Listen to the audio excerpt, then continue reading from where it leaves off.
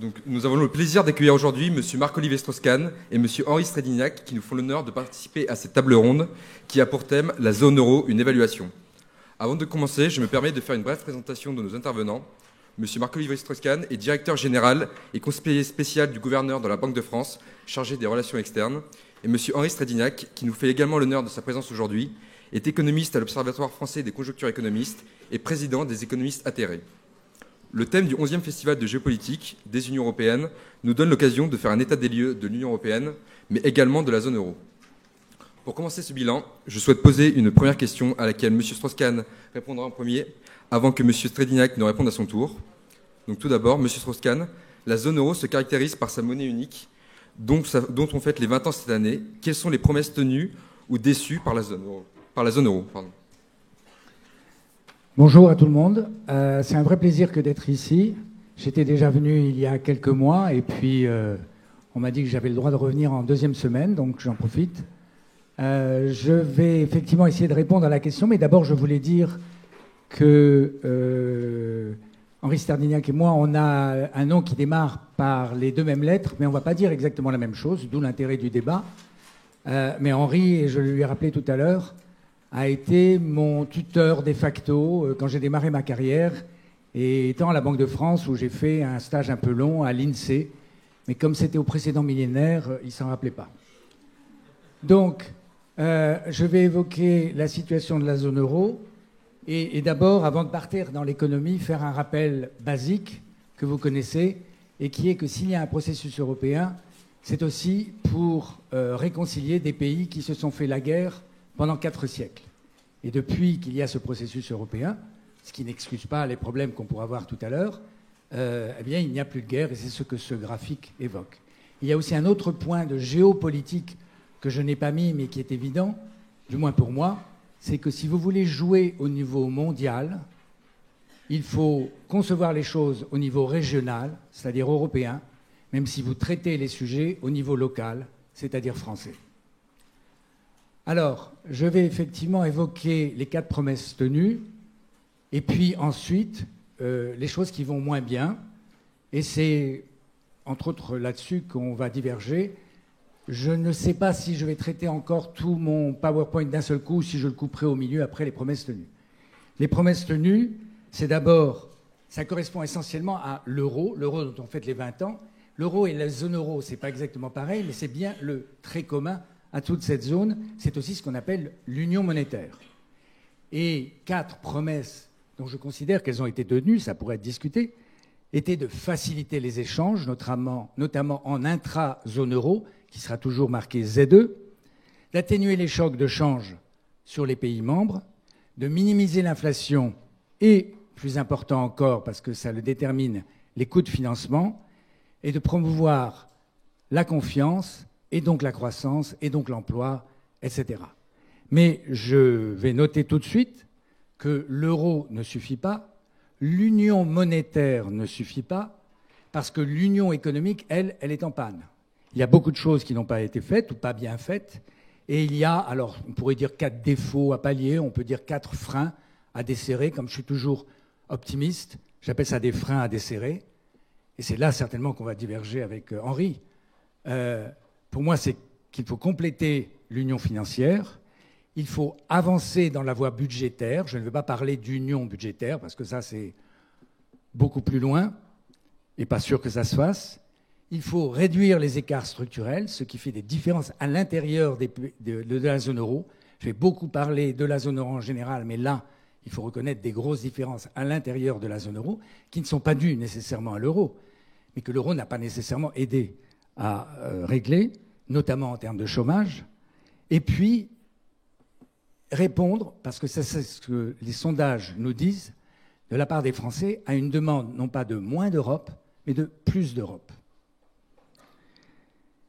Alors, la première promesse tenue, c'est faciliter les échanges à l'intérieur de la zone euro, parce que c'est un énorme marché, une très grande population, 340 millions à peu près, un peu plus peut-être, 1,3 trillion d'euros, c'est le 3e rang mondial. Et c'est ce qui permet à des pays de jouer dans cette cour mondiale. La France, même le petit bout du continent asiatique qui est l'Europe a dominé le monde pendant des siècles parce qu'il avait une avance technologique en termes d'innovation. Ça n'est plus le cas.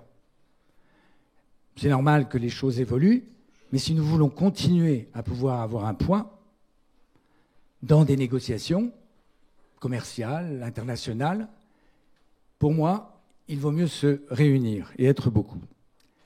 Je prends plus particulièrement maintenant l'exemple du commerce entre les pays membres, puisque l'euro a éliminé le risque de change, réduit les frais associés et aide normalement à mieux comparer les prix. Alors en fait, pour faire des comparaisons analytiques, c'est assez compliqué parce que les pays de la zone euro qui l'ont composé étaient déjà fortement intégrés. C'est d'ailleurs pour ça qu'ils se sont réunis dans l'euro.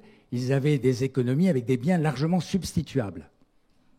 Et donc toute variation de prix crée des problèmes dans la concurrence. Avec le même euro, c'est plus facile de bien analyser les choses, mais les progrès, bien sûr, ne pouvaient pas être énormes puisqu'on avait déjà atteint une très grande intégration. Ensuite, on a eu la crise de 2009 et, d'une manière générale, depuis 30 ans, la globalisation et l'entrée des émergents dans les marchés.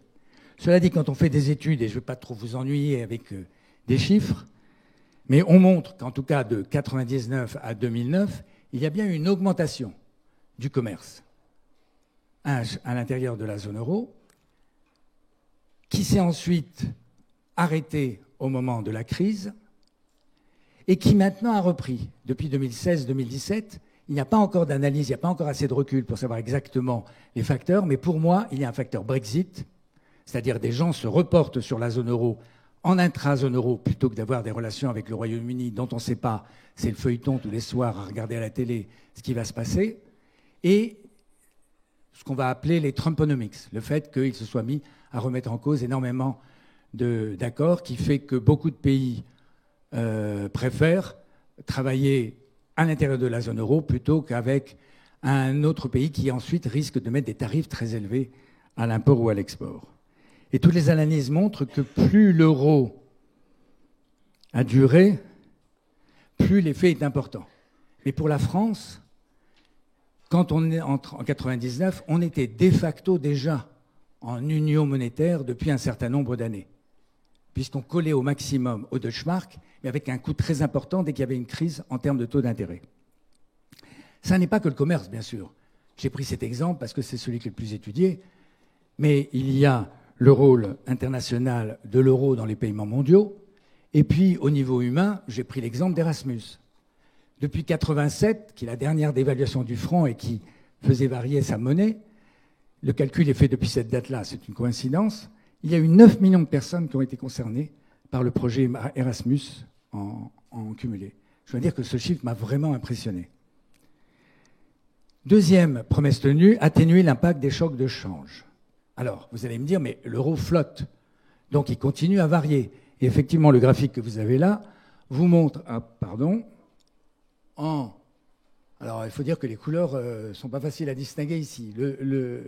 L'euro, ou la zone euro, sera toujours en noir. Vous savez que on mesure le change par quelque chose qu'on appelle le taux de change effectif nominal. Alors nominal, ça veut dire qu'il est pris tel quel, il n'est pas corrigé par les prix. Et effectif, ça veut dire qu'il est pondéré par les poids dans le commerce avec d'autres pays. Et là, c'est 61 pays qui sont pris par une source qui est la Banque des règlements internationaux. L'indice 100 a été mis en 1999, et vous avez donc en noir les fluctuations de l'euro, qui varient beaucoup, c'est-à-dire de presque 30%, même plus. Le dollar, qui est en rouge, et qui va presque toujours être en rouge foncé, fait à peu près pareil. Ou bien le taux de change des États-Unis varie aussi énormément. En revanche, et c'est expliqué là, comme les pays de la zone euro, comme la France, font plus de la moitié de leur commerce avec d'autres pays de la zone euro et ont un taux de change fixe, l'euro avec eux, tous ces chocs-là sont atténués de plus de moitié. Et c'est pour ça que la courbe bleue, qui est le taux de change effectif pour la France, varie beaucoup moins, d'à peine 15%. Et non seulement ça a bénéficié au commerce, et donc à l'activité, et donc à l'investissement, à l'emploi, etc., mais ça a permis au taux d'intérêt de ne pas avoir à s'envoler, comme c'était le cas auparavant, dès qu'il y avait une dépréciation, par exemple, sur le dollar, il y avait un afflux sur le Deutsche Mark, et comme la France essayait, on peut discuter ça, mais de ne pas avoir trop de variations de change avec le Deutsche Mark, ça l'obligeait à monter énormément ses taux d'intérêt. Et ça a augmenté le coût de financement et ça a créé des récessions où ça gênait la croissance. Troisième promesse tenue, minimiser l'inflation. C'est le mandat de la Banque centrale, on peut le discuter. Minimiser l'inflation, pourquoi? Pour qu'on fasse la distinction entre une hausse de prix relative, ce qu'on appelle les prix d'un produit par rapport à un autre, et les hausses de prix générales. Ça ne veut pas dire qu'on ne se préoccupe pas de la croissance. Le postulat qui est fait et qui est démontré par beaucoup d'études est que ça aide à une meilleure croissance. C'est discuté par certains.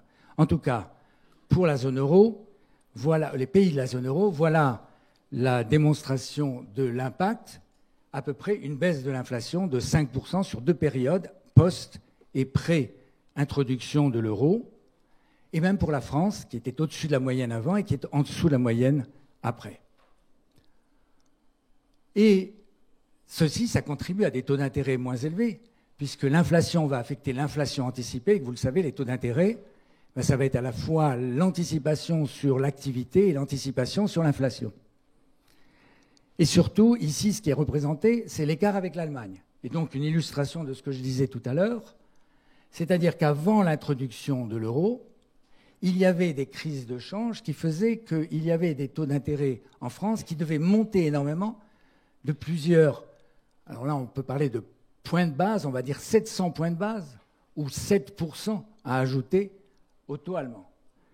Depuis l'introduction de l'euro, et même avant, puisqu'on était de facto quasiment en union monétaire, on a beaucoup moins cela, même s'il y a des petites tensions à chaque fois qu'il y a une élection présidentielle et que la question se pose, en tout cas pour les étrangers, de savoir si ça va ou non remettre en cause l'évolution de la zone euro. Ce n'est pas énorme, ça n'est que 100-150 points de base, mais ça revient systématiquement en 2012 et en 2017. Quatrième et dernière promesse tenue, la plus importante, d'une certaine façon, pas facile à mesurer, qui est la monnaie. La notion de monnaie est fondée sur l'idée de confiance. Ce que vous détenez, un billet, ça n'a aucune valeur en soi. Ça n'est que parce que vous avez confiance dans le fait que la Banque centrale va honorer sa politique, que les choses vont bien se passer, que vous détenez ce billet. Et la confiance dans l'euro est quelque chose qui compte beaucoup et que nous suivons. Et contrairement à ce que beaucoup croient, elle a augmenté. En 1999, vous avez, en noir, comme toujours, la réponse au sondage, dont vous avez la source ici, et qui est toujours fait de la même façon, par les Européens, les gens de la zone euro en général, la France et l'Allemagne. Dans les trois cas, ça a augmenté. Et pour préciser les choses, ça a beaucoup augmenté après le Brexit. Du moins, après le vote sur le Brexit. Le Royaume-Uni n'est pas dans la zone euro. Il veut quitter l'Union européenne. Mais ça fait percevoir à beaucoup de ces gens-là, ça peut être critiqué par certains, que nous possédions un élément que les Anglais n'ont pas, et ils veulent même quitter l'Union européenne, mais auquel ils étaient très attachés, et ça a augmenté. Et paradoxalement, plus encore en Allemagne qu'en France. Alors, il n'y a pas que ça qui compte, pardon, c'est aussi pour qu'il y ait de la croissance. Alors, c'est difficile de faire des mesures de la croissance, il y en aura des plus élaborées tout à l'heure. J'ai pris ici le PIB par tête en zone euro et aux États-Unis, sur toute la période. Et vous voyez pourquoi je l'ai divisé par le nombre d'habitants, parce qu'il y a une démographie plus importante aux États-Unis. Donc, quand on compare directement les taux de croissance, c'est faussé. Les États-Unis croissent plus parce qu'ils ont une population et une immigration, même si l'actuel président essaye de lutter contre, qui leur bénéficie. Vous avez bien sûr l'impact ici, pour les deux zones de la crise et ce qu'on a appelé le double dip, la double récession en zone euro pour les pays les plus fragiles. Mais vous voyez que les cheminements sont assez similaires. Et puis, et ça mériterait discussion certainement, une dernière mesure très rapide de ce qu'on peut appeler le modèle social européen, qu'il faut préserver et qui n'a pas été remis en cause, il n'a peut-être pas été amélioré, il y a plusieurs façons de le mesurer. L'indice de Gini a beaucoup de défauts, mais il est au moins assez lisible. Plus il est élevé, pardon, et plus la situation est considérée comme inégale, plus il est bas, et moins elle est inégale. Je ne vais pas dire qu'elle est égale pour autant. Hein. Et vous voyez que les pays scandinaves, comme par hasard, donc on n'a pas besoin d'appartenir à la zone euro pour avoir une société moins inégalitaire. La Suède, que j'ai pris comme exemple, n'est pas dans la zone euro, mais a un score qui est meilleur que celui de la France et de l'Allemagne. Mais la zone euro en général a un score bien meilleur que le Royaume-Uni et les États-Unis. Alors après, on pourra avoir une discussion, si ça vous intéresse, sur la mesure des inégalités et la complexité qu'elle peut avoir. Alors j'ai encore quelques minutes, je vais juste aborder ce que je développerai plus dans une deuxième partie, et qui est les choses qui ne vont pas, les manques, les défauts, les freins à desserrer, parce que mon côté positif a fait que j'ai préféré ça. Pour moi, il manque l'union. Vous le voyez dans ce graphique, il y a 3 colonnes, la partie monétaire, la partie financière, la partie budgétaire. Ça, c'est en colonne. Et puis en ligne, vous avez les politiques qui sont intégrées, les politiques qui ne sont que coordonnées, et des politiques qui sont dites surveillées. Dans le cas de la monnaie, la BCE, l'eurosystème avec les 19 banques centrales, c'est totalement intégré. Dans le cas de la finance, la supervision, mécanisme de supervision unique, MSU, MRU, mécanisme de résolution unique, sont intégrés. L'UMC, c'est-à-dire l'Union des marchés de capitaux, on en parlera après, est quelque chose qui s'intègre, mais lentement. Le plan Juncker est quelque chose qui a un impact aussi, 600 milliards pour toute la zone euro. Et au-delà de la zone euro, il faut le reconnaître. Et l'achèvement de l'union bancaire. Mais on voit qu'on n'est pas intégré. Et, dernier élément, du côté budgétaire, c'est censé être surveillé, mais ça ne l'est pas vraiment. Et là où je pense que je vais rejoindre Henri, ou peut-être certainement il ira beaucoup plus loin, c'est que pour moi, le fait que chaque pays ait mené sa politique budgétaire de façon non coordonnée a fait, notamment en 2011-2012, et la Banque de France l'a démontré par des études, mais d'autres l'ont fait aussi, au Royaume-Uni, le NSR, que ça aboutit à une consolidation, à un assainissement excessif, trop rapide, budgétaire, à une mauvaise période. S'il y avait eu un minimum de coordination, on aurait joué sur plusieurs gammes du piano, et certains auraient resserré et d'autres auraient moins resserré, notamment l'Allemagne. Actuellement, c'est une partie de la discussion, et je reviendrai là-dessus tout à l'heure, pour voir comment faire. J'évoquerai aussi, et c'est un énorme dossier, tous les aspects financiers, et puis je vous parlerai aussi, et je passe très rapidement là-dessus, des écarts structurels, pour ne pas avoir sauté cet élément dans un aspect qui est plus bilan. Vous avez ici une illustration, je n'ai pas pris les cas les plus flagrants, comme la Grèce, etc., qui, au passage, s'est mise elle-même dans une situation impossible en trichant sur ses statistiques. Mais je prends le cas de l'Italie et de ce qui s'est passé à partir de 2013. Vous voyez, là, on a un indice 100, le PIB réel. Pour l'Allemagne, pour la France, il y a bien eu croissance, qui a fait que dès 2011, on a effacé la crise. Pas pour tout le monde. Et pour l'Espagne, qui est ici un jaune verdâtre, qui devrait être jaune comme des éléments du drapeau, et l'Italie qui est vert, ils ont eu l'effet de la crise souveraine. Mais l'Espagne a fait des réformes très coûteuses au niveau social, au niveau humain, mais vous voyez le résultat. En termes de croissance, et il est aussi visible en termes d'emploi. En revanche, en Italie, qui n'a pas fait ces réformes, vous voyez la stagnation. C'est l'écart là qui est frappant. Et je le développerai tout à l'heure en termes d'emploi. Contrairement à ce qu'on peut croire, et c'est en haut au milieu, la croissance de l'emploi à partir de 1997, au moment où de facto les taux de change sont figés, et maintenant a été en noir pour la zone euro et en rouge foncé pour les États-Unis, à peu près la même. En Allemagne, au début, elle a été bien ralentie parce qu'ils avaient encore tout l'impact de la réunification. Puis, et c'est contesté par certains, il y a eu l'effet de nombreuses réformes structurelles. Peut-être coïncidence, en tout cas, qu'est-ce qui se passe après? Ça repart à fond. En France, moi c'est mon interprétation, on n'a pas eu ces réformes, ce qui fait que depuis quelques années, on progresse beaucoup moins.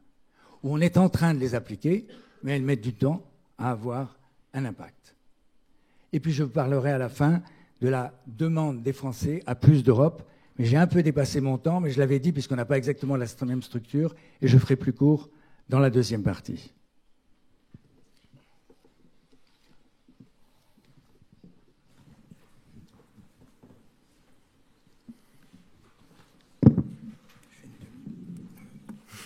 Je vous fais parler du coup pour le temps, pour vous dire combien de temps vous avez. La personne avec l'ordinateur vous dira le temps qui vous reste.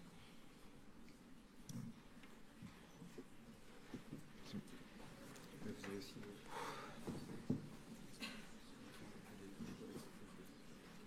Et ça marche pas comme ça? Si, ça marche aussi. Non, avec les flèches sur le côté, je pense. Ah non, c'est bon. Non, c'est bon.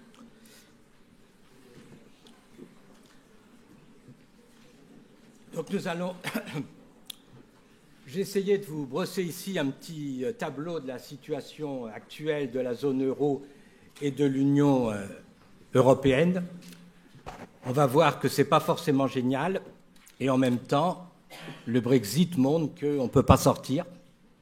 Et donc, on n'a pas le choix, il faut changer l'Europe, et la question, c'est comment. D'abord, un point amusant pour l'Europe, c'est que c'est un bâtiment en construction dont on ne sait pas quel est le plan final. On a des partisans de l'Europe fédérale qui, à chaque instant, disent qu'il faut plus d'Europe. Donc on a déjà la monnaie unique, on a le marché unique, on a l'Europe monétaire avec la BCE, on a en partie l'Europe budgétaire avec le pacte de stabilité, le traité budgétaire. Et puis les partisans du fédéralisme disent ça ne suffit pas, il en faut plus. Il faut l'Europe financière, il faut approfondir l'union bancaire, il faut l'union des marchés de capitaux, il faut que l'Europe puisse imposer les réformes structurelles, il faut l'Europe de la défense, l'Europe de la diplomatie. À chaque instant, on nous dit, à chaque période, on nous dit « Ah oui, ça marchera mieux quand il y aura toujours plus d'Europe ». Le problème, c'est où est-ce qu'on s'arrête, et on aimerait bien savoir quel est le plan final de l'Europe fédérale. Ensuite, ce qui pose problème, c'est que l'Europe, actuellement, elle est dirigée par une idéologie fédérale, on vient de le voir, libérale et technocratique. Libérale, ça veut dire que l'idée dominante à la Commission, à la BCE, mais aussi dans les technocraties nationales, c'est qu'il faut des réformes structurelles. Il faut en permanence des réformes structurelles, et les réformes structurelles, c'est la baisse des dépenses publiques et sociales, la baisse des impôts, la déréglementation du marché des biens et des marchés financiers, l'allègement du droit du travail, et il ne faut surtout pas soutenir la demande, parce que si on soutient la demande, eh ben, ça retarde les réformes structurelles. Et donc, la monnaie unique qui, au début, on nous l'a vendue en disant avec la monnaie unique, les pays seront plus autonomes, ils seront protégés des marchés financiers, ils pourront faire la politique de leur choix. Et ben, c'est de plus en plus un carcan dans lequel il y a une bureaucratie tatillonne qui essaye de contrôler l'action des États. Ça ne marche pas toujours. Les États résistent, les peuples résistent, mais disons, c'est le but. Et l'orientation technocratique de l'Europe, ça consiste à dire que les gouvernements sont démagogiques et qu'il faut essayer petit à petit de faire remonter tous les pouvoirs au niveau d'organismes européens ou nationaux technocratiques, c'est-à-dire loin des choix démocratiques. C'est le cas avec la Commission, c'est le cas avec la BCE, c'est le cas avec les hauts conseils de finances publiques, c'est le cas avec les conseils de productivité. À chaque instant, il faut essayer de dédémocratiser le fonctionnement de l'Europe. Alors, la particularité de la monnaie unique, c'est que c'est un projet qui n'a au départ aucune cohérence économique. Elle a été décidée pour des raisons politiques, mais la logique économique du projet n'a pas été pensée. C'est pour ça qu'on dit ici, il y a 8 péchés originels. Le premier péché... Non, excusez-moi, erreur. Le premier péché originel, c'est qu'il est très difficile, lorsqu'on a une monnaie unique, il faut un règlement. Il faut savoir qu'est-ce qui est possible, qu'est-ce qui n'est pas possible. Est-ce qu'un pays a le droit d'avoir un déficit public? Est-ce qu'un pays a le droit d'avoir un excédent extérieur? Est-ce qu'un pays a le droit de faire des recherches de compétitivité en baissant ses salaires ou en faisant des réformes fiscales? Or, cette réglementation, elle n'existe pas. Et donc, en Europe, on peut avoir des pays qui accumulent des excédents au détriment des autres. Il n'y a pas de règlement. Deuxième problème, pour que la monnaie unique marche, il faut qu'elle soit entièrement fiable. Et donc, qu'il y ait un soutien illimité de chacun des pays, de sorte que le risque de faillite n'existe pas. Or, il est impossible d'avoir ce soutien illimité entre des pays qui sont dans des situations différentes et qui ont des stratégies différentes. Troisième problème, on a une monnaie unique, mais les pays n'ont pas convergé. Les pays restent dans des situations conjoncturelles très différentes. Et donc la monnaie unique, ça ne correspond pas à la situation de chacun des pays. Le taux de change est beaucoup trop élevé pour les pays du Sud, il est beaucoup trop bas pour les pays du Nord, et les taux d'intérêt, qui en plus dépendent des fantasmes des marchés, ne correspondent pas à la situation économique des pays. Quatrième problème, on a imposé des règles budgétaires qui sont stupides, qui n'ont aucun fondement économique. Les 3% de déficit, les 60% de dette, le fait que tous les pays doivent faire chaque année 0,5% d'efforts budgétaires jusqu'à la quasi-équilibre de leur solde structurel, tout ça n'est pas justifié par une quelconque réflexion économique. Et donc, on a une bureaucratie qui embête en permanence les pays en disant « vous ne respectez pas ces règles », bien que ces règles soient saugrenues. Par exemple, vous voyez ici le solde public. Vous voyez que des pays comme les États-Unis et le Japon, qui ne sont pas dans la zone euro, peuvent allègrement avoir des déficits supérieurs à 3%. Ce n'est pas un problème. Ça n'est un problème que dans la zone euro. Vous voyez aussi, ça c'est une petite phrase en passant, car il n'a à voir avec l'exposé, que les pays qui ont des déficits élevés, bizarrement, ce sont des pays où les dépenses publiques sont très faibles. Contrairement à ce que dit la pensée dominante, il n'y a aucun lien entre le déficit public et les dépenses publiques. Sinon, le Japon n'aurait pas ce déficit. Les États-Unis n'auraient pas ce déficit. La règle des 60% du PIB, vous voyez que aucun pays ne la respecte, et encore moins le Japon et les États-Unis.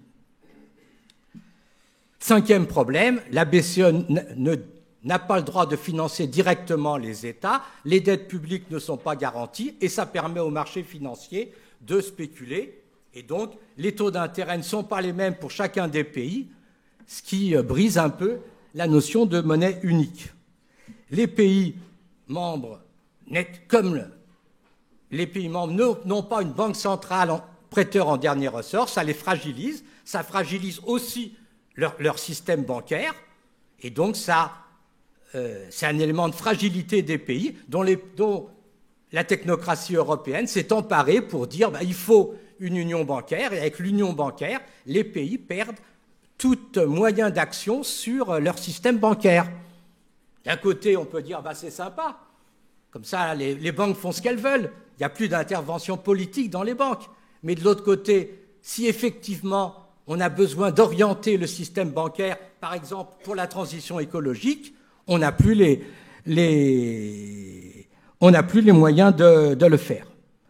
Septième problème, il y a deux visions de l'Europe. Il y a une première vision consistant à dire l'Europe a un modèle social à défendre. Elle a des spécificités, le droit du travail, la fiscalité redistributive, la politique industrielle, la recherche du plein emploi. Et le but de l'Europe, c'est de défendre ce modèle à l'échelle mondiale. C'est sympathique. Comme on vient de vous le dire, ça donne de la force à l'Europe pour défendre son modèle.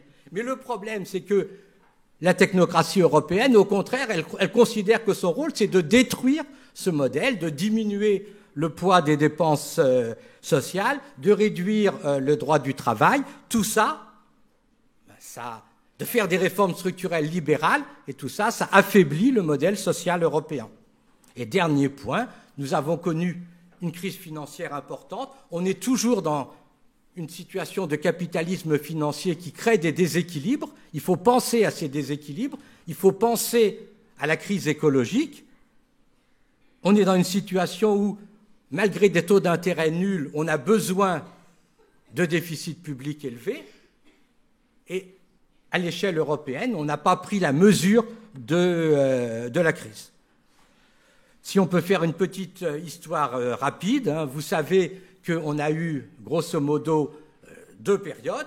Première période, jusqu'en 2017, croissance des déséquilibres entre les pays du Nord, qui étaient dans la recherche de compétitivité et d'excédents extérieurs, et les pays du Sud qui avaient une croissance exubérante avec un fort déficit extérieur.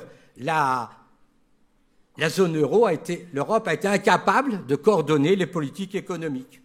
Ensuite, on a eu la crise, et à la sortie de la crise, on a imposé aux pays des politiques d'austérité de l'ordre de 5,7 points du PIB au total pour l'ensemble de la zone euro, qui ont brisé la croissance en 2012 et en 2013. Et c'est qu'en 2016 que la zone euro a retrouvé le PIB par tête de 2007. On ne peut pas considérer que c'est une situation satisfaisante. Il y a de nombreuses réformes qui ont été faites pour contrôler les politiques budgétaires, alors que foncièrement, la question n'est pas une question de politique budgétaire. Ici, on a un petit tableau qui vous montre les différences de taux de croissance avant et après la zone euro pour les pays de la zone euro et pour les pays hors de la zone euro. D'abord, premièrement, vous voyez que pour la zone euro, on a un ralentissement de la croissance depuis 1997, avant 1997. Ce n'est pas lié à la zone euro, puisqu'on a des ralentissements similaires aux États-Unis et au Royaume-Uni, et un ralentissement encore beaucoup plus fort au Japon. Mais on ne peut pas dire que la zone euro a impulsé la croissance. On voit qu'il y a des pays qui, grosso modo, s'en sortent un peu mieux que les autres, l'Allemagne, les Pays-Bas, et on voit qu'il y a des pays pour lesquels la zone euro a été totalement catastrophique, et en particulier l'Italie et le Portugal. Globalement, la zone euro est excédentaire. On a un excédent de 3,6% du PIB, ce qui veut dire que la relance dans la zone euro ne doit pas se faire par une baisse du taux de change. Elle doit se faire normalement, quand on a une zone excédentaire en situation de chômage, elle doit se faire par une relance de la demande, que ce soit une relance budgétaire ou, c'est ça le problème, il faut une relance de l'investissement, et cette relance de l'investissement, aujourd'hui, elle ne peut pas être impulsée par les taux d'intérêt qui sont déjà très bas, elle doit obligatoirement être impulsée par de l'investissement public ou de l'investissement socialement organisé pour la transition écologique. Là, vous voyez, la seule chose intéressante après tout, c'est l'évolution des productions industrielles. Parce que ce qui caractérise la zone euro, c'est qu'il y a une polarisation de l'industrie. Et donc on a des pays qui ont, grâce à la zone euro, ont développé leur potentiel industriel, l'Autriche, la Belgique, les Pays-Bas et l'Allemagne. Il y a une zone qui profite de la zone massivement de la situation. Et puis on a des pays, les pays du Sud et la France, pour lesquels la zone euro est synonyme de désindustrialisation importante. Et naturellement, il faudrait un changement important des taux de change relatifs entre les pays du Nord et les pays du Sud. Il faudrait que les pays du Sud puissent pratiquer un sursaut industriel, mais tout ça est rendu impossible par le fonctionnement de la zone euro. Et donc, on a un déséquilibre au niveau industriel qui va peser pendant de longues années sur la situation de la zone. Par contre, bien sûr, il n'y a pas de déficit, il n'y a pas de question de déficit public.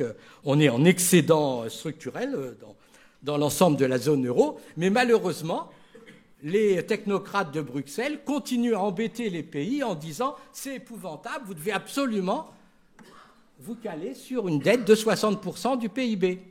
Prenez l'exemple de la France. On a une dette de 100% du PIB qu'on place sans problème sur les marchés financiers à des taux négatifs si on regarde les taux réels. Et on nous dit, attention, il faut absolument que dans les 20 années à venir, vous la réduisiez de 40 points de PIB, ce qui veut dire dépenser 45 milliards par an pour réduire votre dette publique. Et donc il y a un problème. Imaginez qu'on ait 45 milliards par an. Qu'est-ce qu'on en fait? Est-ce qu'on les utilise pour réduire la dette publique ou est-ce qu'on les utilise pour faire des investissements pour la transition écologique? C'est un choix politique. On ne peut pas le masquer en disant « Ah ben le traité nous oblige à respecter cette norme complètement extravagante de 60% du PIB. » Heureusement, vous voyez, ça c'est les taux d'intérêt en Europe. Vous voyez que malgré la monnaie unique, on a toujours des spéculations importantes. Regardez le cas de l'Italie dans la dernière période. La monnaie unique ne protège pas les pays des fluctuations des marchés financiers. On a heureusement la BCE qui a sauvé à plusieurs reprises la zone euro, mais la BCE est impuissante aujourd'hui parce que les taux d'intérêt sont déjà très bas, parce qu'elle ne peut pas influencer directement le crédit des banques, parce qu'elle ne peut pas discriminer entre les pays. Et donc, la zone euro n'a pas une coordination satisfaisante des politiques économiques.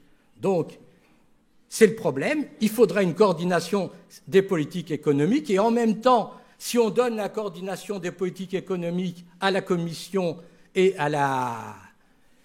telle qu'elle fonctionne actuellement, ça veut dire que la Commission imposerait des politiques d'austérité pour respecter des normes rigides, et ce n'est pas la solution.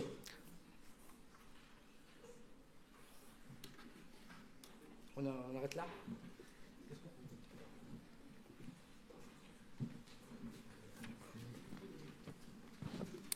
Donc merci pour ces réponses. Nous pouvons voir que des désaccords sur vos analyses respectives. Cependant, ce qui ressort est que des améliorations restent possibles au sein de la zone euro. Et je vous laisse maintenant, M. Strauss-Kahn, exposer vos solutions et aussi réagir aux propos de M. Strédignac avant qu'il ne le fasse à son tour. Voilà, on ne peut pas ne pas réagir aux propos d'Henri, même si on a terminé sur des points de similitude. Je vais les reprendre en fait, et puis j'utiliserai ici ou là ce que j'avais prévu, parce qu'il faut savoir s'adapter aux circonstances. Et en fait, je vais probablement focaliser au début sur ce qui est en bas de cette diapo. Mais j'ai essayé de prendre note. Tu as démarré par quelque chose qui est, on ne connaît pas le plan final. Oui, c'est vrai, on ne le connaît pas. Je veux dire que dans un monde qui évolue sans arrêt, digital, révolution dans tous les sens, il n'y a pas de Ghost plan. C'est la démocratie qui va permettre de déterminer les choses. Et je vais faire un parallèle qui est idiot, bien sûr. Quand tu étais petit, tu ne savais pas que tu ferais l'INSEE et que tu parlerais au Festival géopolitique en 2019. Il faut savoir s'adapter aux circonstances et puis tenir compte de la vie des populations.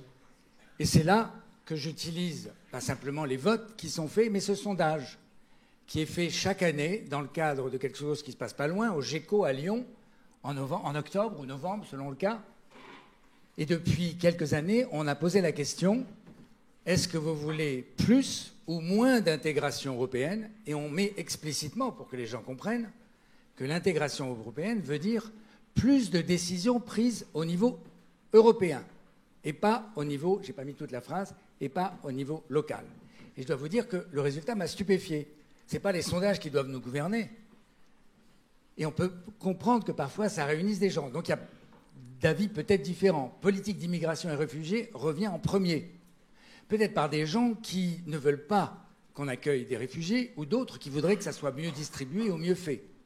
Il n'empêche que la demande est bien que ça soit mieux coordonné. Défense, politique sociale, et ce qui m'intéressait moi était la dimension infrastructure. J'ai cité le plan Juncker tout à l'heure. Tu as cité les investissements. Ils ne peuvent pas être que publics. Ils peuvent être initiés, favorisés par le secteur public, mais il faut aussi laisser de la place au secteur privé. Peut-être là qu'on diverge.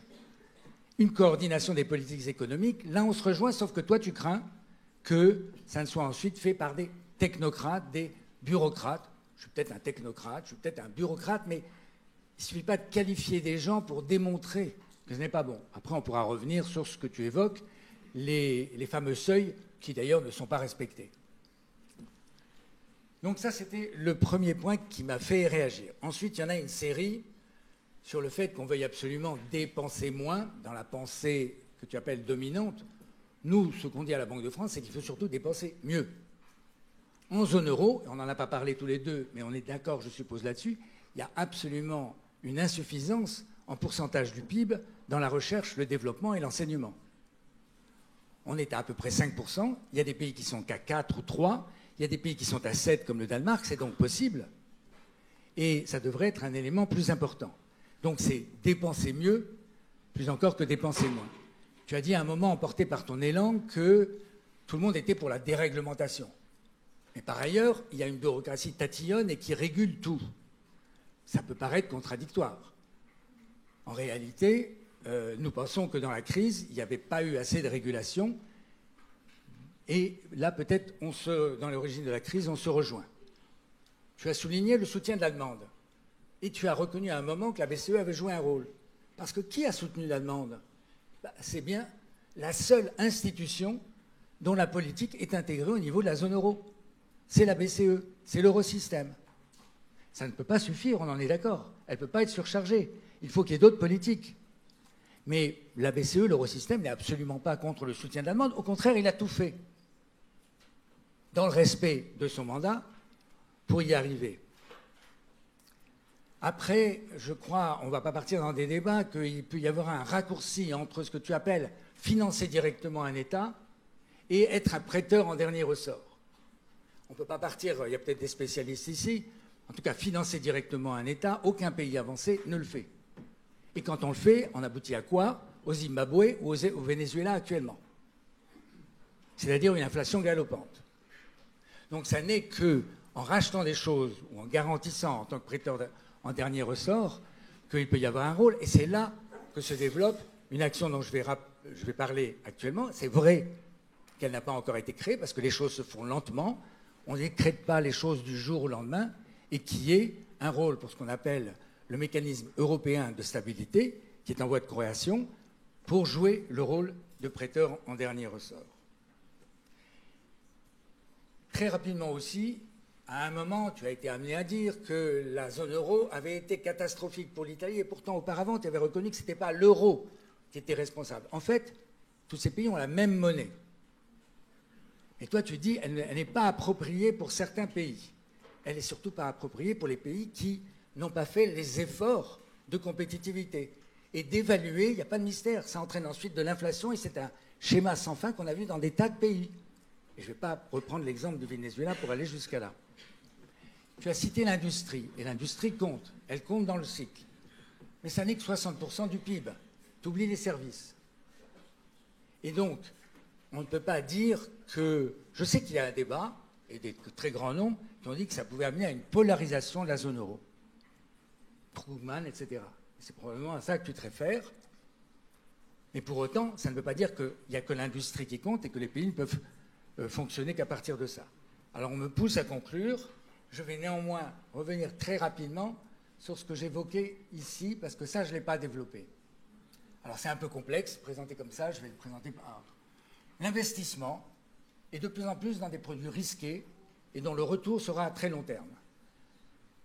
Là, on va diverger probablement encore. Il n'y a pas de financement optimal, mais un financement par la seule dette peut poser problème. Pardon. Ça a pu parfois de façon inattendue. Et la zone euro se caractérise par un faible financement en fonds propres. Ça peut concerner les PME, ça peut concerner les start-up, ça peut concerner la finance verte.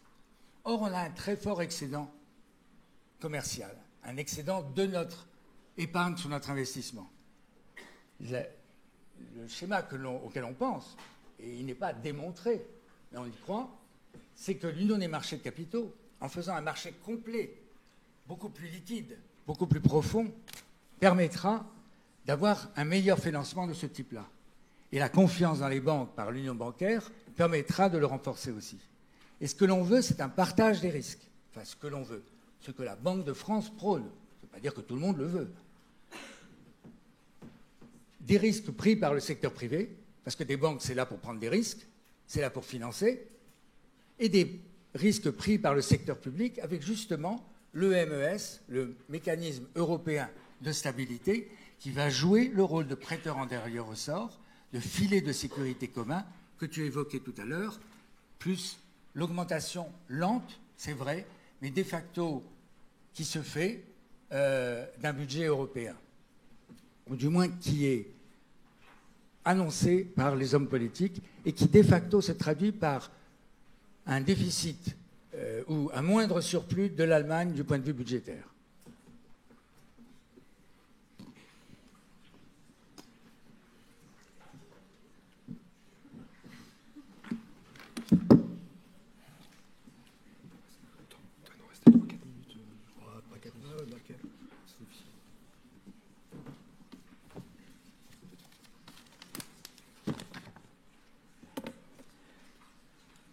Bon, allez, il me reste plus que 3-4 minutes, voilà. La zone euro fonctionne actuellement relativement mal. Son fonctionnement est totalement inexplicable, parce que d'un côté, on a la BCE, on a la Commission, on a le Parlement européen, on a les sommets, on a le Conseil européen, le Conseil de l'Union européenne, l'Eurogroupe, les sommets de la zone euro. Donc c'est un machin, on ne peut rien dire d'autre, où il est très difficile de prendre des décisions. La question de la répartition des rôles entre les pays et l'Union européenne n'est pas vraiment résolue.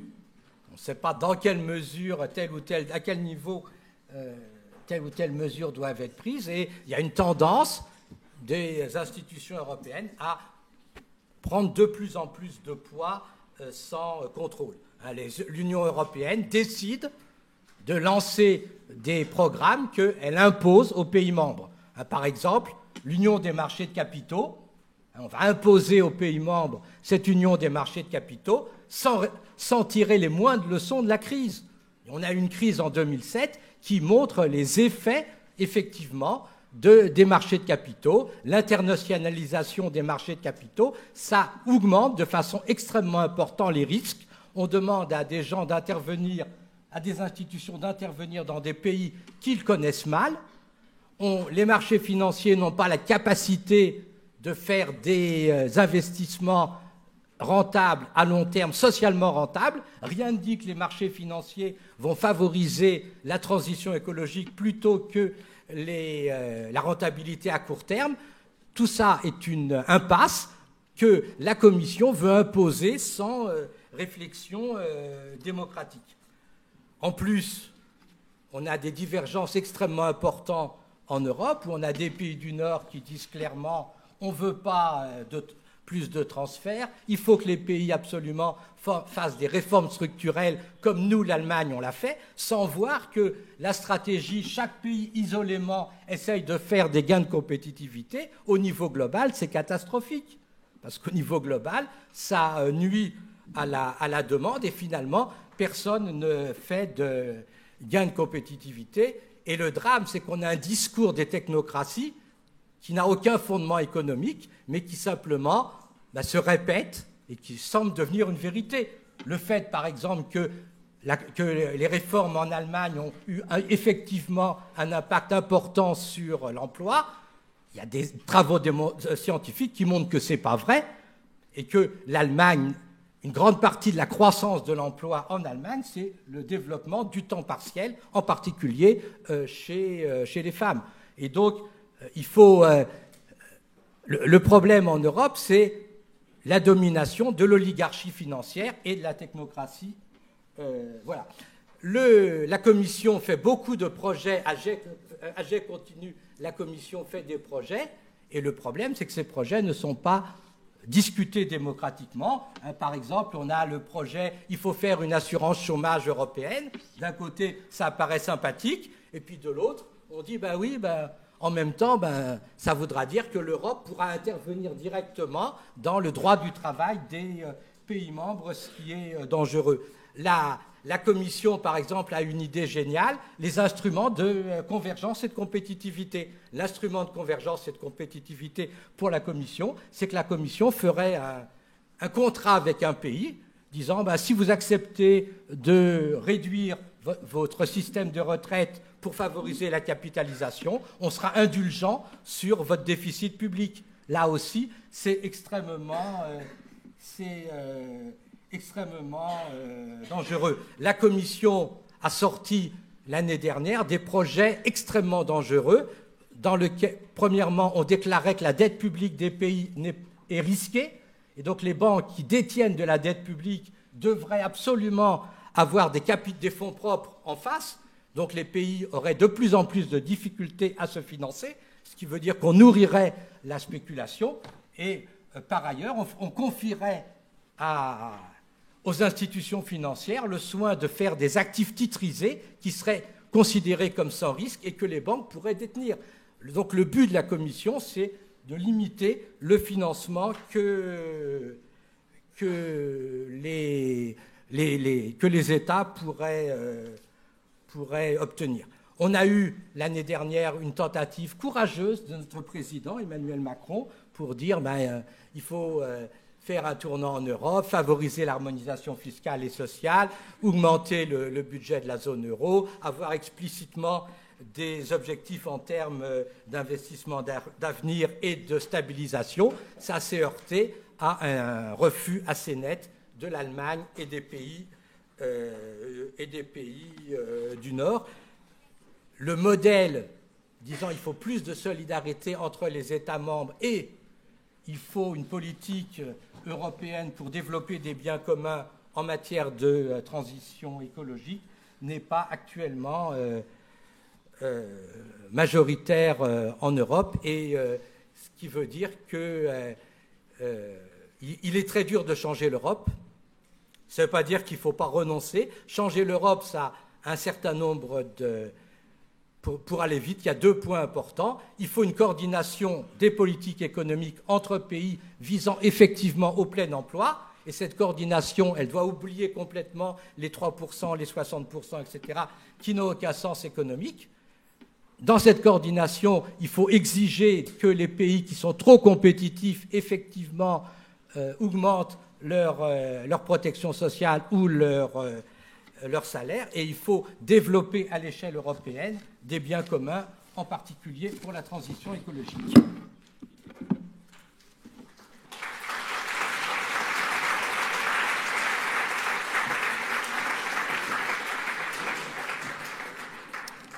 Donc je vous remercie, M. Strauss-Kahn et M. Strédignac, pour ces réponses et ce débat très enrichissant. Nous allons maintenant passer aux questions du public, donc n'hésitez pas si vous avez des questions à poser à nos intervenants.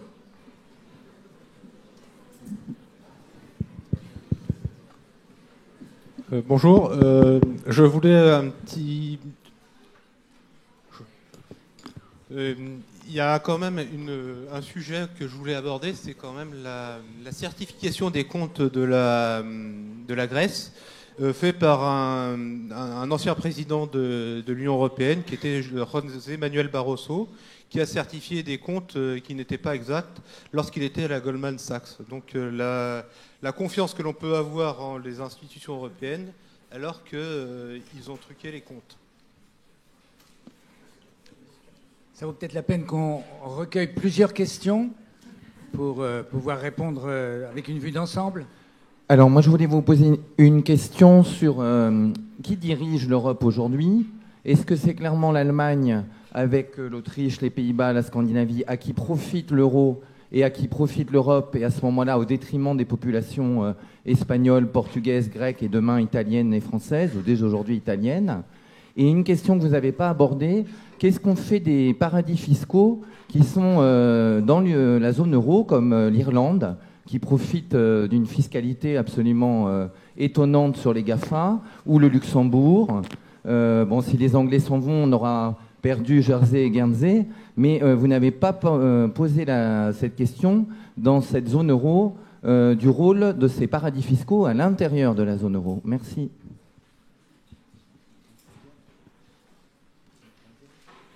On en prend une troisième, on est d'accord, vous voyez, pour en prendre une troisième. Oui. Je voulais revenir sur vos propos, Monsieur Strauss-Kahn. Donc, vous avez ouvert la conférence en commentant une frise qui mettait en parallèle le processus de construction européenne et le fait que l'Europe ne connaissait plus la guerre. Alors je reviens dessus car c'est un argument qu'on entend souvent. L'Union européenne, ça serait la paix, et donc à contrario, on laisse penser que la fin de l'Union européenne, ça serait forcément la guerre. Pourtant, je me demandais, sommes-nous en guerre contre les États-Unis, contre le Canada, contre le Japon, contre les pays du Maghreb? À ma connaissance, non, même s'ils ne font pas partie de l'Union européenne. Autre argument, personne ne niera que les guerres entre la France et l'Angleterre ont été un fil rouge de l'histoire entre nos deux pays. Pourtant, est-ce que des gens pensent sérieusement ici dans la salle qu'avec le Brexit, ça sera le retour de la guerre de 100 ans entre nos deux pays? Je pense pas, voilà.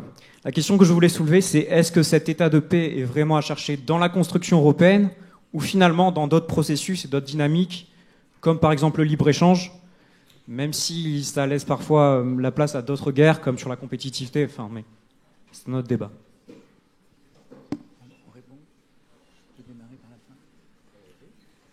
Bon, on est donc d'accord pour répondre, oui, on se concerte bien. Vous nous entendez là? Oui. Et je démarre par la fin, puisqu'elle s'adressait qu'à moi.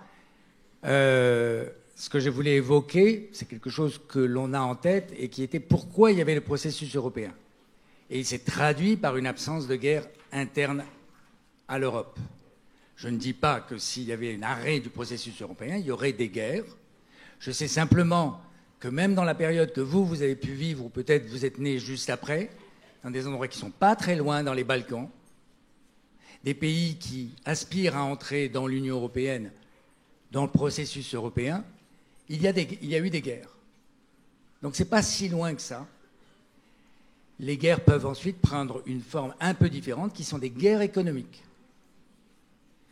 Je ne vais pas laisser entendre qu'à l'intérieur du processus européen ou de la zone euro, tout le monde est bisounours et tout le monde s'aime, mais il y a un certain nombre de règles minimum qui sont respectées et on ne joue pas du taux de change pour faire des dévaluations compétitives. On peut regretter, ce n'est pas un instrument qu'on peut utiliser, mais au moins ça n'a pas ces effets négatifs qui peuvent exister et dont les Américains, à tort peut-être, se plaignent vis-à-vis de la Chine. Pendant que j'ai la parole, et en laissant peut-être lâchement à Henri la charge de répondre à la première question, je vais les prendre à rebours. Celle sur la taxation, vous savez que c'est quelque chose que la France dénonce, que c'est compliqué à mettre en œuvre, et donc il y a une illusion à éliminer, qui est que la zone euro ou l'euro ou que les institutions pourraient tout faire, pourraient tout régler. Non. La Commission, d'ailleurs, fait des propositions, et c'est le Conseil européen et c'est le Parlement européen qui les vote. On peut estimer que la représentation n'y est pas bonne, mais c'est quand même des institutions à chaque fois démocratiquement élues. Et ensuite, c'est approuvé ou pas approuvé.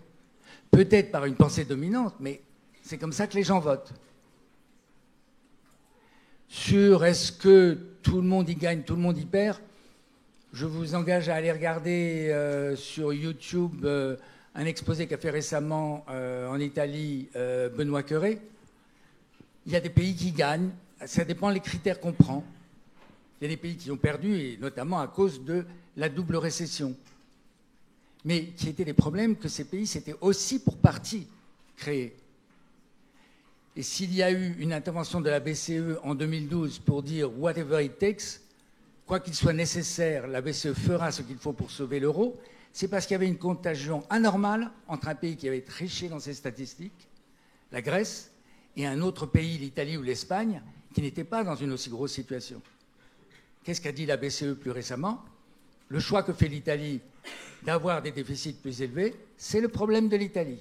La BCE n'interviendra pas directement pour aider dans ce cas-là.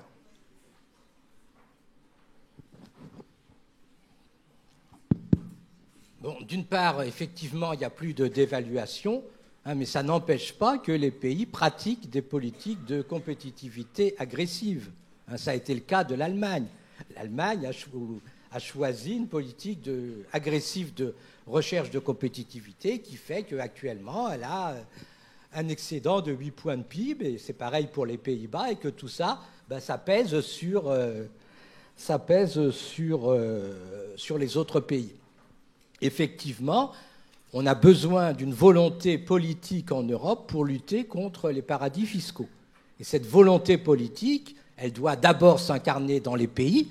Et le fait est que dans chaque pays, malheureusement, on a des lobbies bancaires, des lobbies de grandes entreprises qui font qu'on a extrêmement du mal à lutter contre les paradis fiscaux. Quand il y a un projet qui est fait, on a les grandes banques et les grandes entreprises qui montent au créneau pour empêcher ce projet en disant ça va nuire à notre industrie bancaire, ça va nuire à nos grandes entreprises. Et ça, c'est totalement inacceptable. Il est évident que la France en particulier, qui perd, d'après l'estimation du rapport du Sénat paru hier, 30 milliards par an à cause de la fraude fiscale, devrait taper du poing sur la table. On soutient actuellement l'Irlande dans le cas du Brexit. On la soutient à mort. On pourrait lui dire en échange, montez donc votre taux de l'IS.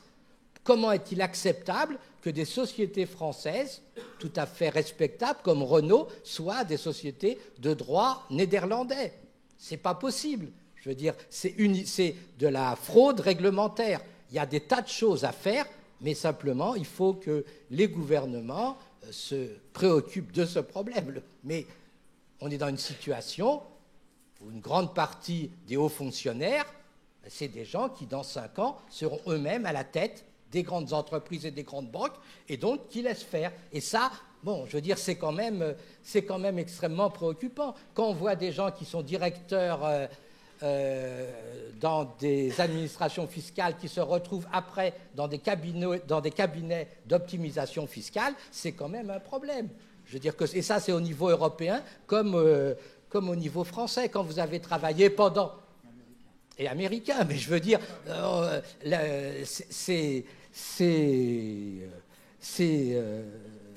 c'est quand même un des problèmes, vous n'allez pas dire que ce n'est pas la zone euro, mais c'est un problème des pays capitalistes développés.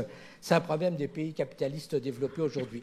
Il y a un grand nombre de pays qui, avant la zone euro, s'en sortaient tant bien que mal parce qu'ils avaient des dévaluations périodiques, parce qu'ils aidaient leurs entreprises, etc., etc.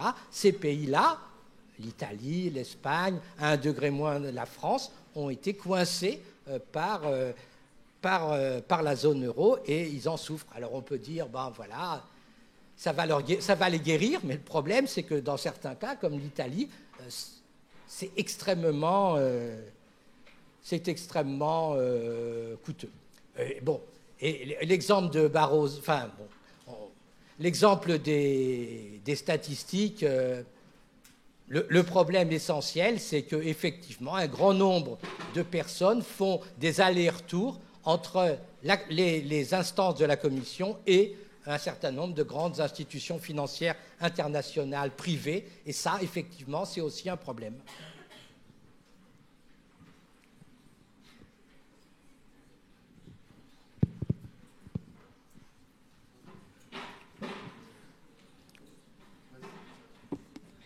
Oui, bonjour. J'aimerais savoir comment se fait-il que l'inflation se maintient à un rythme assez bas, compte tenu des centaines de milliards que la BCE déverse sur le marché. Je me souviens de ma formation en économie, on disait que plus la masse monétaire augmente, plus l'inflation augmente. Et puis une deuxième question, qu'est-ce qu'on attend pour faire l'Europe de la défense alors que M. Trump veut s'occuper uniquement de la défense des États-Unis? C'est la dernière. Je vais te laisser résoudre le problème de Trump parce que moi, je ne suis pas compétent sur la défense. Votre question, elle est compliquée et elle est fondée. On a appris beaucoup de choses qui ne sont plus vraies. Moi, quand j'ai appris l'économie, et jusqu'à il y a 10 ans, on nous expliquait que des taux d'intérêt négatifs, ça n'existait pas. C'était impossible. Puis on l'a fait. Alors, ça nous amènerait loin. il y a des liquidités qui ont été injectées, et puis les banques ont du mal à prendre du risque, et puis les processus mettent du temps à se faire, et puis certains nous disent « Ah, mais si, le mécanisme, il va marcher, et vous avez mis tellement de liquidités que bientôt, il y aura une inflation galopante. » On navigue un tout petit peu à vue, c'est vrai. Nous, on a, quand je dis nous, c'est l'Eurosystème, il a un mandat qui est de s'approcher de 2% sur le moyen terme. On n'en est pas loin, mais on n'y est pas encore. On n'en est quand même pas loin. Hein. Qu'on soit entre 1 à 2%, il faut que je fasse un peu attention à ce que je dis, mais il y a des problèmes de mesure, de statistiques, etc. Mais on s'en rapproche lentement, et c'est ça le principal. Et s'il n'y avait pas eu cette action que Henri a saluée, on aurait eu ce que l'on voulait absolument éviter. Après la deuxième récession, après ce qui avait été provoqué par la Grèce et sa contagion sur d'autres pays, pour l'ensemble de la zone euro, c'est une inflation qui devenait négative et qui pouvait devenir une déflation. Une inflation négative, ce n'est pas la déflation. La déflation, c'est l'effet que les gens pensent que ça va durer, que les prix vont continuer à baisser. Comme ils vont continuer à baisser, on n'achète pas, parce qu'on se dit qu'il vaut mieux attendre qu'ils aient baissé. C'est ça qui a été évité par la politique monétaire de la BCE, et qui continue à l'être. Le fait que ça n'entraîne pas une inflation galopante, c'est quelque chose qui demande une analyse un peu plus lourde que celle dont on a le temps ici, et c'est tant mieux. L'intérêt de la période actuelle, c'est que ça a montré certaines grosses erreurs des cours d'économie. D'abord, on voit qu'il n'y a aucun lien entre les déficits publics et l'inflation, que quand le déficit public a pour vocation de compenser un déficit de demande privée, naturellement, il ne génère pas d'inflation. Et c'est pour ça qu'aujourd'hui, on peut avoir des dettes publiques et des déficits publics très importants sans avoir d'inflation. Et le deuxième point qu'on a appris, mais qu'on savait déjà, c'est que le multiplicateur monétaire n'existe pas. C'est-à-dire que ce n'est pas parce que la Banque centrale dit aux banques commerciales « je suis prêt à vous refinancer » que automatiquement les banques distribuent du crédit. Elles peuvent très bien avoir, pour une raison ou pour une autre, ne pas distribuer le crédit. À ce moment-là, l'injection monétaire n'a aucun impact sur la masse monétaire, et puisqu'elle n'a aucun impact sur la masse monétaire, elle n'a naturellement aucun impact sur l'inflation. Maintenant, pour répondre à votre deuxième question, qui est une question éminemment politique, c'est un choix qui consiste à se poser la question, est-ce qu'effectivement, en Europe, on a les mêmes visions de ce qui est nécessaire en matière de politique étrangère et de défense? Est-ce qu'il n'y a pas une spécificité, par exemple, de la France, qui a des intérêts spécifiques, par exemple en Afrique, d'une spécificité de la France qui joue un rôle mondial important et qu'on n'est pas forcément, mais c'est une question politique, prêt à partager avec des pays comme la Pologne ou la Roumanie, qui ont d'autres préoccupations qui peuvent être différentes des nôtres. Et personnellement, je pense que la France doit rester une puissance militaire et pas partager avec d'autres ni sa défense, ni son siège au Conseil de sécurité, ni même au FMI. Un petit complément sur un point que tu avais mis auparavant. La zone euro n'est pas ce qu'on appelle en théorie économique une zone monétaire optimale. Il n'y a pas de pays d'ailleurs, il n'y a pas de zone très grande qui soit des zones monétaires optimales. Les États-Unis, après 2 siècles, ne sont toujours pas une zone monétaire optimale et il y a des problèmes entre les États. Simplement, qu'est-ce qui vient compenser ça? Un budget fédéral beaucoup plus important et qui vient absorber les chocs. Moi, je l'appelle de mes voeux, même si je sais que c'est loin. Toi, pas, parce que tu crains une dérive ou une mainmise. Le problème pour moi, c'est que, contrairement à ce que certains pouvaient espérer, les pays n'ont pas convergé. Et donc, les pays ont des besoins totalement différents en termes de stabilisation et on ne peut pas dire que c'est un Parlement à Bruxelles qui va décider ni des politiques conjoncturelles, ni des politiques sociales, ni même des politiques structurelles pour des pays qui sont extrêmement différents. Et la notion même de politique budgétaire globale dans des pays très différents, ça n'a pas grand sens pour moi. Un dernier mot, puisque je voulais finir là-dessus. L'intégration américaine, elle a pris 2 siècles. Nous, on va beaucoup plus vite. Deuxième élément, quand tu disais qu'un pays à déficit n'a pas d'impact sur son inflation, dans le cadre de la zone euro, c'est parce qu'il a été protégé par la monnaie commune. Pas toujours, puisque ça a dérapé dans certains pays. Tu l'as montré pour l'Espagne et pour l'Italie lorsqu'ils ont eu des chocs par contagion. En revanche, tu sais bien que les États-Unis bénéficient de ce que De Gaulle appelait, on peut ne pas partager ce point de vue, le fameux privilège exorbitant, d'une situation très spéciale. Et tu sais que le financement de la dette publique japonaise est fait essentiellement par les Japonais. Donc il n'y a que des exceptions. Voilà, c'est mais tragique. les deux pays Donc c'est une règle qui s'applique Non, non. jamais. Alors Non. que moi, je vous propose une règle bien simple, Non, non. disant lorsqu'un déficit public compense un déficit de demande privée, naturellement, il n'y a Non, non. pas d'inflation. Tu as pris C'est deux pas une pays, coïncidence. 2 pays qui sont une exception et t'en fais une règle. Donc il n'y a que des exceptions.